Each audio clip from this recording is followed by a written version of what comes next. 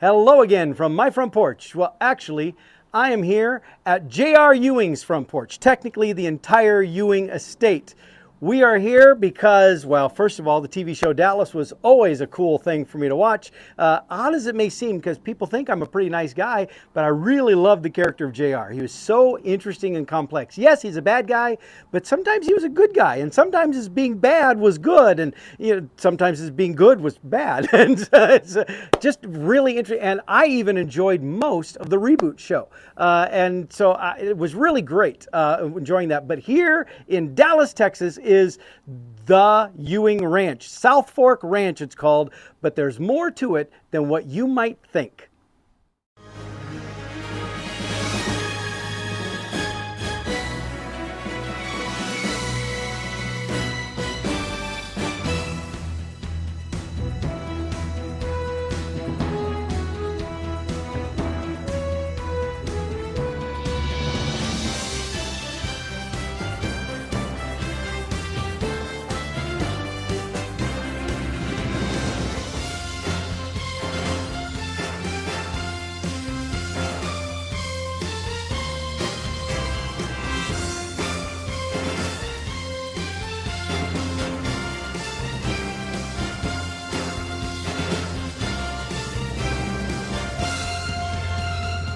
And so we are here again at the Southfork Ranch, here at Miss Ellie's table. Is it still called Miss Ellie's table? It is. This is Miss Ellie's breakfast table. Miss Ellie's breakfast table. You see the Miss Ellie's table here at Southfork Ranch. You see the Olympic-sized swimming pool of Bobby Ewing in the background. Oh, absolutely. We wish Bobby was in the background. Yeah. Well, I said Pam, but yeah. Okay, we have a difference of opinion there. Speaking of, introduce yourself. Well, my name is Willie Breuer, and I am a tour guide here at Southfork. I've been a tour guide for a little over 9 years. Absolutely love it. This is a great place to work. Yeah, well, and it shows too, because if you come to Southfork Ranch for a tour, and you're fortunate enough to have Willie as your tour guide, she is full of energy. And she has facts coming out her ears, but she makes it a real lively, interactive experience. And it's not just Dallas TV show specific stuff that you know. She throws in a whole bunch of other stuff. So that to me, that makes it really wonderful. It's a very educational experience. Well, Southfork isn't just the TV show. Yeah. It's also the background of the people that have been here and built the house and who have experienced the filming and just being here. So speaking of which, let's she does this great tour, which I don't want her to give it away here. You got to come here and pay money to go on the tour, okay? But let's talk a little bit about this, because people think Southfork Ranch, they think Dallas, the TV show, JR, Miss Ellie, Bobby, and the beautiful view out front, all this kind of stuff. But as you said, this place is not just about the TV show. It was here long before the TV show. Right. It was built in 1970 by a family by the name of Duncan, and they wanted to raise horses and their 3 young sons. So that's what they moved here for. And Joe was quite a good builder. He built very high-end homes before he came here, and he gave that all up so we could raise horses. Wow. And so then he's here, and I'll abbreviate the story here a little bit, but there was a different place that was when the TV show started. This Southfork Ranch was not the original ranch, was not the original place used. Now, in those first 5 episodes, you said, was it still called Southfork Ranch in the show? Well, yes, because it was named after Miss Ellie. Right. The reason they called it Southfork was because Miss Ellie's maiden name was Southworth. So they took the South from Southworth, and Dallas was built on the fork of the Trinity River. So they took South and Fork and put them together to come up with. I did not know that. I'm learning stuff from Willie. But so the interesting thing though is there's a different mansion that was used for the exterior. Then through a tragedy, it was no longer available. And they went hunting for a different place. Yes, they did. And they found this beautiful estate. Yes. Yeah. Yes. The other house was actually in a little town, well, not little anymore, called Frisco, and it has that house has since burnt down. So, but Mrs. Box, who owned the ranch, was quite upset with them. She asked them to leave, and they did. So they were flying around in a helicopter, spotted this house, Joe originally said no, Uh-huh. so they flying around, but they kept coming back here because this house films great from every angle. It's gorgeous. And that's what they wanted, so they came back with a little bit more money, and he said yes. They said what he wanted to hear. Yes. Well, so then when people watch the TV show Dallas, is all of it here at the mansion? No, the interiors were filmed in Culver City, California on a 40,000 square foot soundstage. The exteriors were filmed here and in downtown Dallas. Back in 1978, when they started filming, most TV shows were filmed in California. Well, they wanted everything to look like everybody thought Dallas would look like. So when they came here, it was really a big deal. So they did use the exterior of this house and downtown Dallas. Now, the sound stage, though, Yes. what is built on the sound stage is still not representative of the inside of this house here. This house is, comparatively speaking, very small. So they went to a true mansion in downtown Dallas, and they reproduced that mansion on a 40,000 square foot soundstage. So to impose a completely radically different TV show, when she's describing this, I'm thinking Doctor Who. So I'm thinking, when you watch Dallas, the TV show, you see this exterior mansion here, then you see them moving around in all these magnificent rooms on the inside. It's bigger on the inside, as they say about Doctor Who. Well, they reproduced our kitchen, but made it 3 times bigger.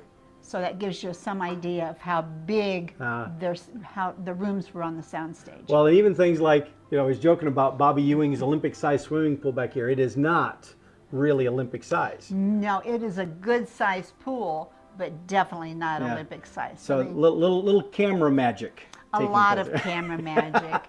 They put mirrors in each end of the pool, but they also did another little trick. They would put an invisible harness on their waist, so as they were doing their strokes, they didn't move. Oh. They just kind of moved the camera so it looked like they were swimming. That's sneaky. Yeah. But then also when you're taking the tour here, you drive by the rodeo.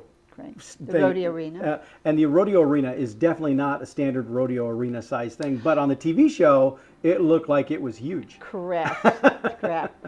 And did they show you the pond where Yes. Bobby was buried? Before which it was a dream. The lake. The lake, yes. Before Bobby's death was a Yes. dream, yes. And by the way, the shower that Bobby Ewing stepped out of is not here either, because that wasn't even at the Ewing Ranch. So. No, it was filmed in New York. The way they came about the dream scene was Bobby left because, or Patrick left because he thought it was holding him back from other jobs. So they were, the ratings were dropping, so Larry and the producers went to Patrick's home trying to convince him to come back. Well, he made the comment, "I've been dead a year, how can I come back?" His wife happened to be walking by and said, "Well, it was only a dream, right?" So that's how they came up with. So she was the creative genius. She was the creative genius, and they took it and ran with it. What's so funny is there are 2 moments in Dallas TV history that are infamous. One is Who Shot JR, Correct. which you said still continues to be no, you described it. What is the #1 show in the entire world. Yep. Second in the United States behind the very last show of MASH. But on a worldwide scale, It is still It is still #1. the #1 television Yes. episode watched. Correct. That's just incredible. So there's the Who Shot JR that's remembered because of everyone, and then there's It Was Only a Dream, Patrick Duffy walking out of the shower, but that one doesn't get used in such positive ways. No, and that was actually filmed in New York. They wanted to keep it private, so nobody knew how they were bringing him back. Yeah. So he went to film an Irish Spring soap commercial, and he literally spent the entire day in that shower. I bet he was wrinkly. And well, he was the man from Atlanta. That's true. But Victoria Principal didn't even know how they were going to bring him back. She was photoshopped into that scene. Really? Yes. Wow. Well, and speaking of that, the Who Shot JR episode, you said that in order to keep it secret so that nobody could reveal who Correct. actually shot JR, How many people did they film shooting JR? The entire cast, including Larry Hagman. Including Larry Hagman shooting himself. So that nobody knew who it was because they literally filmed everybody doing it. There is one caveat to that.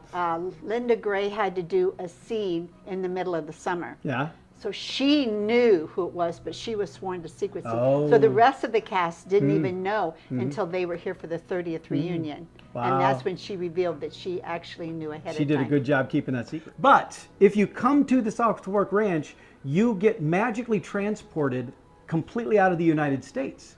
You actually get to go to Mexico while you're here at the Southfork Ranch because JR died on Dallas in the new series, which I enjoyed watching that too. It was, but JR, because Larry Hagman had cancer, right, and so JR had cancer. Correct. But JR, being JR, would not go out just dying of cancer. No. He had to go out with a scheme. Yes, he did. He went to Mexico, and actually he had already died when they filmed that. His death was actually very, very sad for everybody. He was here filming on the Tuesday before his death, which was actually the week of Thanksgiving. And on Wednesday, of course, they didn't film. Thursday, he had Thanksgiving meal with his family. His wife had Alzheimer's, so she was not able to come, but she had been here many times. But his kids and his grandkids had never seen him film here, so he brought them. So he spent Thanksgiving Day with his family. They had their Thanksgiving meal, and then he became ill. So they took him to Medical City in Dallas, and the next day they came back out here, had lunch and a private tour, and they were overeating their lunch when they got the call that he had passed away from cancer. So they immediately went running to the hospital. Patrick and Linda also went. In real life, they were his best friends, and they were all at his bedside when he passed away. So, but they knew he was dying, they just didn't know when. So they had to throw away that script because they had already started filming the second half of the season, and they had to rewrite it. But they had clips of Larry from the filming, so they inserted that into that second. They rearranged things, used the pieces they had, and told this new story. So he was already dead when they filmed the murder of JR. I hate giving away spoilers, but in this instance, I'm going to do it anyway, because if you haven't watched it by now, well, it's your own fault. But in that episode, JR arranges for someone to shoot him. This time, he actually dies from the gunshot, but it's all engineered in such a way that the blame gets put on Cliff Barnes, his archenemy. And Bobby later finds out about this, and Bobby does nothing to unravel it, but actually reinforces it as and this is one of the things I wish there'd been more of the new show, because what we started to see in Bobby, because Bobby was always good guy and JR was bad guy, and then when JR was now out of the picture, we saw Bobby start to get a little darker as he shifted into wearing both hats. So. Well, I can tell you that we were this close to having a fourth season. They were scheduled to be here early Monday morning. When they came here to film, they arrived at 5 o'clock in the morning. They would film till 11 o'clock at night. They were scheduled Monday morning. Late Friday afternoon, they got the call that it had been canceled. So they were that close to having it. Bummer. I will say, not to spoil all the cliffhangers, but Christopher did die. Oh, man! Yes, he did die. Wow. Tough thing for Bobby right there. Gee, lose his brother and lose his son. Man. So now, Dallas, that's the TV show, is why this place is on the map. Correct. But this place, as we said, was more than just for the TV show. And even now, you do these wonderful tours here, which are really great. You really need to come and experience the tour. But there's more that happens here at the Southfork Ranch facility. Absolutely. We have, well, at one time we had 340 acres. Unfortunately, the state came and widened the road and took some of it. So we're down a little bit, but we can still do just about anything you can imagine here on the ranch. We have had everything from circuses, Westminster dog shows, concerts, sound and light shows, everything out in the field. In our pavilion, which is 63,000 square feet. We have 6 big banquet rooms. 2 of them are large enough, they'll hold 1,000 people each. Wow. So if you're looking to plan an event? What better place than JR's place? Now, Charlene Tilton's real-life daughter was married here at our pavilion. You said in the gazebo where on the Yes. show, Christopher was married, right? No. John Ross. John Ross. John yes. Ross. No. Which is JR's son, for those of you not in the know. Because that's what JR actually stands for. He wasn't just Junior's John Ross. Correct. Because that's Jock's name too. Correct. Yeah. He was senior, JR was Yeah. junior, and then John Ross the third. See, I know stuff. I know. But so you got all those events here now. If somebody, and then you have airplanes flying over too. But if somebody wanted to reach out to investigate doing any of these kind of things or to see what the stuff is, how do they find out about that? Well, you can call the main number and then they will transfer you to the office, but we have several ladies up there that do a fabulous job. Lisa handles weddings, Betty handles overnight stays, because you can do that now here at Southfork Ranch. You get to sleep in JR's bed. You can do all kinds of events, but the ladies upstairs can help you. And there's a website too. Absolutely. Check out the website. And you know, this is where it's on the screen here. You can even do horseback riding. Yes, we saw that sign too coming in. Yes. Yes. That, I think that's, and now there's also supposedly an oil well over there, but it only brings water. The second owner thought there might be oil here on Southfork, so he bought. He believed the fiction of the TV Yes. show. So he bought the biggest oil rig he could find, brought it in, set it up, and he hit a gusher of water. So he built the viewing stand that is still standing around the oil derrick so that he could charge people to go up there, because he was losing money Yeah. on the water. Yeah. So he had to make up for it. And the viewing stand would have held 200 people with tables. So you could go up there and Wow. have dinner. And at that time, you could actually see to Dallas, the Ooh. city of Dallas. Wow. Of course, now that's impossible. Yeah. But And now the oil derrick is gone. There's just Yes. big orange plug covering the water hole. correct. Correct. But the part of the viewing stand is still standing. Yeah, but it's a fabulous place. Also here on there's the buildings that were used in the show and stuff here too, but there's also a small little family cemetery for Miss Ellie, Jock, and JR. Correct. That is a recreation from his death scene. So Linda, I said Linda and Patrick were his best friends. Linda told the producers they had to do it in one scene, one take, because she couldn't do it again. Yeah, They were that close. understandable. She broke down. But it is interesting that now I want to ask you for a number because you don't know. But how many people do you think come that think there's actually that JR and Ellie and Jock are buried there? A lot. Yes, a lot. Now another thing, we do have Jock's car. Yes.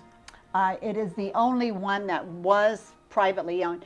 And who was the private owner? Well, I tell everybody Jim Davis or Jock Ewing, Yeah. but it was bought for him by the executive producer, Leonard Katzman. At the time Jim Davis was picked to play Jock, he was basically homeless. Oh. And I'm not going to give everything Yeah. away. Yeah, don't give People it all ask away. me questions, Yeah. but he was basically homeless, so Leonard Katzman bought that car for him to drive to and from work and also on the show. Now, when he It's a heck of a car to get bought for you to drive to work. when he died, it was parked here on our driveway. So they drove it off, put it in one of the barns, covered it up, and forgot about it. Oh. So when our third owner, Rex, purchased the property, he started walking through the barns to see what he had purchased, Yeah. and he uncovered it. Oh, cool. So it's Well, that's an basically awesome $1 thing to still million car. I've seen Jim Davis in older Western movies, and what I think is interesting is, his character of Jock, and pretty much, all the characters he plays are very similar to the point that I'm thinking that was just Jim Davis. He was one of the most lovable guys you'd ever want to meet. Everybody on the cast loved him. In fact, when he died, Larry considered him his second dad. Well, and Larry also took his portrait. Correct. But took it home, put it over his own mantle, which I think is very touching because that says how much Larry Hagman saw him as a dad. That portrait that Larry took was actually the second original. The first original was painted by Rue Kim. And that portrait was given to Jim Davis's widow when he passed away. So the gentleman that painted our other portraits here in the mansion painted one identical to that. His name is Mario Della Casa, fabulous portrait painter, and that is the portrait that Larry Hagman took.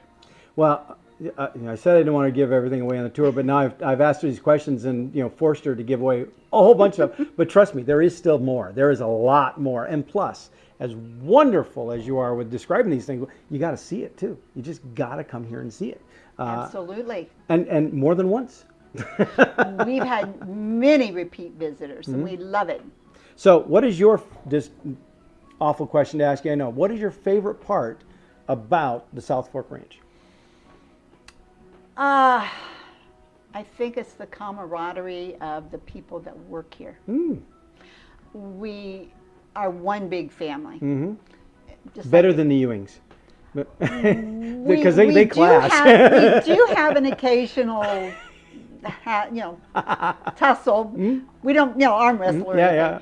But, it's like every family or every individuals. There's always something, but for the main part, we are one big family, and we work very well together. So that it's interesting that you say that, because I'm sitting there thinking, so then you've been doing this for 9 years. I'm sure others have been here for quite a while doing their stuff too.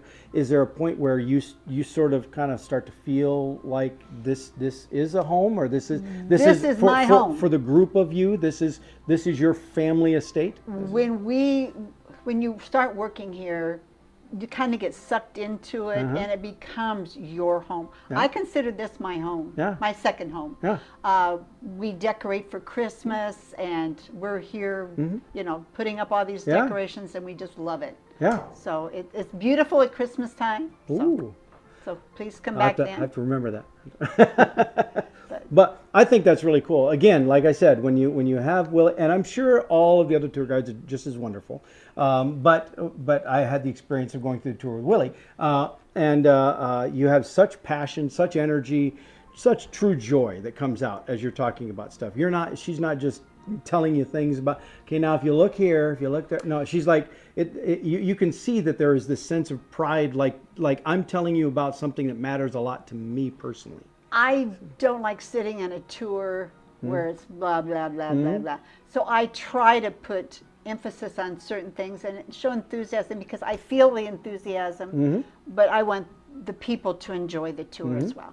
All right. Well, I've taken up plenty of time. I'm sure you've got other tours going to be coming through that you got to lead too. So thank you, Willie, for taking time to chat here at Miss Ellie's breakfast table. And with that, I will see you all next time from my front porch.